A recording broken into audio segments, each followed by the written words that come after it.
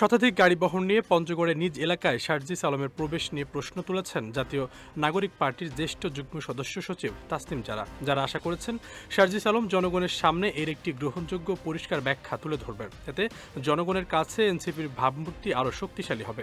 পেশায় চিকিৎসক তাসনিম জারা মঙ্গলবার সন্ধ্যায় নিজের ভেরিফাইড ফেসবুক পেজে দেওয়া এক পোস্টে শারজিসের প্রতি আহ্বান জানান। জাতীয় নাগরিক পার্টির উত্তরাঞ্চলের মুখ্য সংগঠক শারজিস আলম গতকাল সোমবার ঢাকা থেকে উড়োজাহাজে সৈয়দপুরে যান। সেখান থেকে তিনি সড়ক পথে পঞ্চগড়ের দেবীগঞ্জ যান।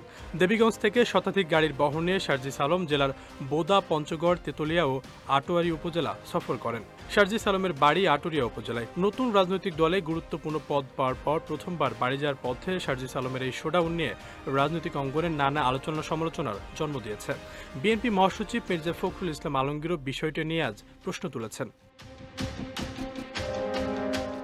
পোস্টে যারা লেখেন, আমি এই চিঠিটি লিখছি আমাদের দলের একজন রাজনৈতিক কর্মী হিসাবে, দলের নীতিগত অবস্থান ও স্বচ্ছতার প্রশ্ন থেকে।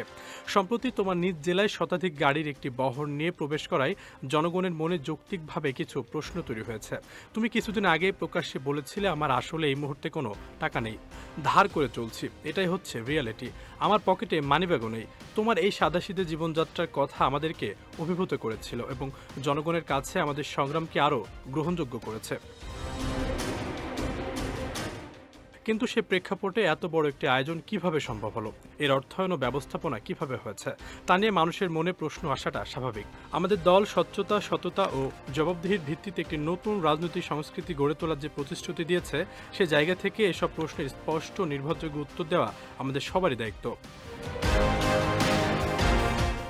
তাসনিম যারা লেখেন, আমি আশা করি বিষয়টি তুমি আন্তরিকতার সাথে বিবেচনা করবে এবং জনগণের সামনে একটি গ্রহণযোগ্য পরিষ্কার ব্যাখ্যা তুলে ধরবে। এতে জনগণের কাছে দলের ভাবমূর্তি আরও শক্তিশালী হবে বলেই আমার বিশ্বাস।